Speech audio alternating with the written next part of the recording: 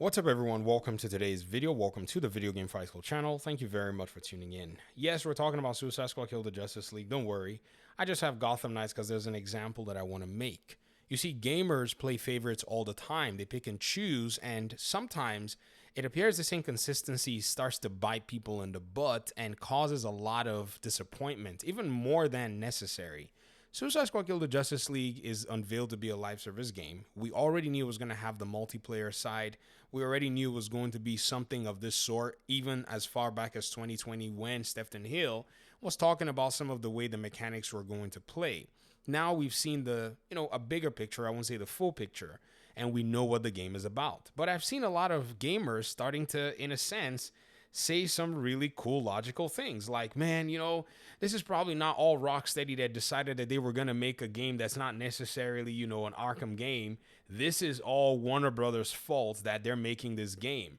That's very interesting because I remember many gamers were not so kind when they saw Gotham Knights was not going to follow an Arkham game and nothing in that vein was actually proclaimed.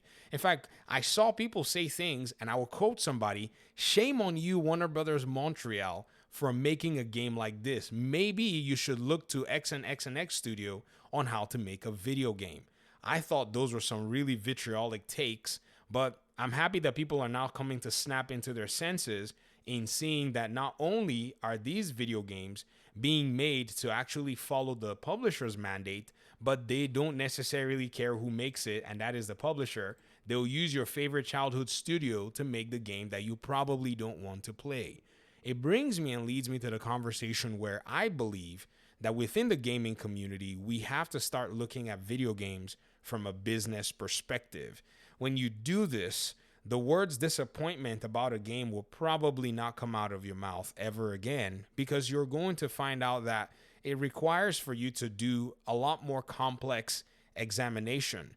So what I mean by that is, if you think about Warner Brothers as a whole, they're trying to make money. They have shareholders, they have their, customers, and they have all kinds of things to maybe want to stay profitable, make money, and be able to promote other products as a whole.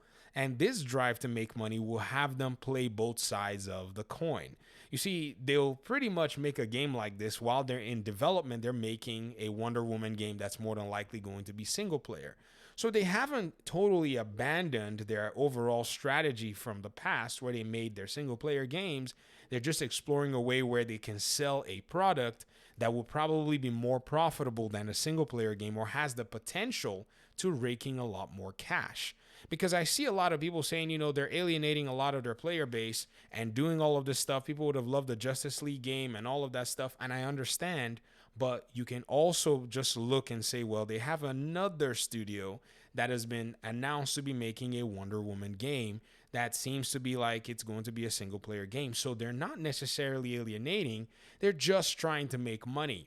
This is not a defense of a corporation, because I know somebody's going to come out and say, well, how about the other companies that are not seemingly going this route?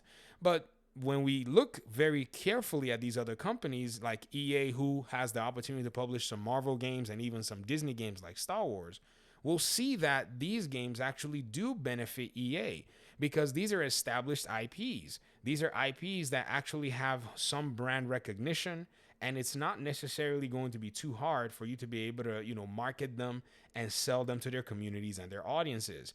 Q in Hogwarts Legacy, Warner Brothers is doing the same thing using the Harry Potter brand, the Harry Potter name, in order for them to be able to leverage all of these possible means of making money. So Suicide Squad Kill the Justice League being an outlier is not something that we have to be overreactionary about. In fact, if it's something you want to participate in, you can pretty much spend your money doing that. If it's something you don't want to participate in, you're also free to spend your money, not participating. Maybe go out and, get some drinks, get a burger rather than buy Suicide Squad Kill the Justice League. And another side of the conversation could also be people saying, well, Sony's, taking more of a risk with the superhero franchises and making single player games. And I understand. But remember, a lot of these moves are past just the fans. They have a further interest that are not necessarily only about the fans, but about making money. Like Sony is making Spider-Man 2, Wolverine, and whatever other superhero game they may pursue because they understand that it's going to sell consoles and they want to lock more players into their ecosystems so that they can charge you for subscriptions like PlayStation Plus, and they can sell games to you because if they sell games to you, you do know that those companies give them a licensing fee. So the day that their interests do not align with your interests anymore, you can be sure that they're not going to make these games, or they'll start making the live service games that you seem to be, in a sense, vehemently against. Because right now, Sony is making a bunch of them. It's funny. I wonder why people are jumping on this Rocksteady conversation and then they're not seeing that Sony is literally making all kinds of multiplayer versions or aspects of their already established titles. You have the Uncharted, The Last of Us one that's supposedly going to be coming out very soon, or maybe it's already out. I don't play those. And then you have the Horizon one that's going to be coming out, or maybe it's already out. I don't play those. But you can see that they're all doing the exact same thing because they're pursuing these trends. It's not the end of superhero gaming as you knew it. I think a lot of people make it seem like that. When if you just follow the money, or you don't even need to follow the money, just follow the announcements, you're going to see that there's actually much more to this entire conversation. And I think at the end of the day, we don't help ourselves when we're not coming at this from that broad perspective. Because it's easy to look at things and they seem bleak. It's easy to look at things and they seem like, oh, it's crazy. And what's even worse is, even sometimes when we have a game that's probably within the ranks, just because we have some preferences, we are too quick to judge and we're too quick to actually associate them with things that they're not. It's very easy to make these mistakes. And this is why I cite Gotham Knights for the most part when I'm making a lot of these videos and I'm talking about these things, because I remember the amount of vitriol that was thrown towards Gotham Knights. A lot of people swore that this game had live service elements. They said the way it was designed, it just seemed like, they were going to make a live service game, no doubt about that. And then somehow they decided that they weren't going to make that live service game anymore. You could cite many things. You could say maybe the game was just not going to work on a PlayStation 4, which they had kind of structured it for. You could, come up with all kinds of hypotheses. But at the end of the day, the truth is, Gotham Knights was not a live service game. It's actually a single player game. It does have co-op aspects that you can engage in. It has a 4-player mode that's separate from the main game itself, and its cosmetics and its skins, for the most part, are free and attainable within the game, and they are impactful within the game. It's insane. If you actually will take the time and look through all of these things from a much broader lens, what you would actually discover. So Suicide Squad Kill the Justice League might not be for you. Suicide Squad Kill the Justice League might appeal to those who like games like Destiny, The Division, and so on and so forth.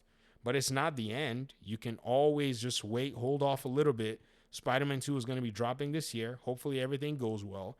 We're going to be seeing Wolverine very soon, I think, because it's 2 different teams within Insomniac that are pretty much working on these 2 games. And Monolith is more than likely going to be dropping more information about their Wonder Woman game. It's Warner Brothers' next biggest release after Suicide Squad. After Mortal Kombat 12 at least, and some other games.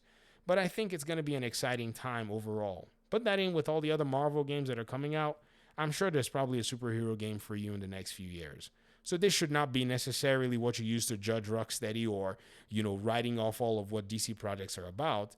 It's just one of those games where these companies from the monetary side are trying to pay their shareholders, pay their executives, pay their workers. And if devs are going to eat as a result of actually shipping Suicide Squad Kill the Justice League, I'm all about that. Because I also got a job too, where my employer wants certain things done.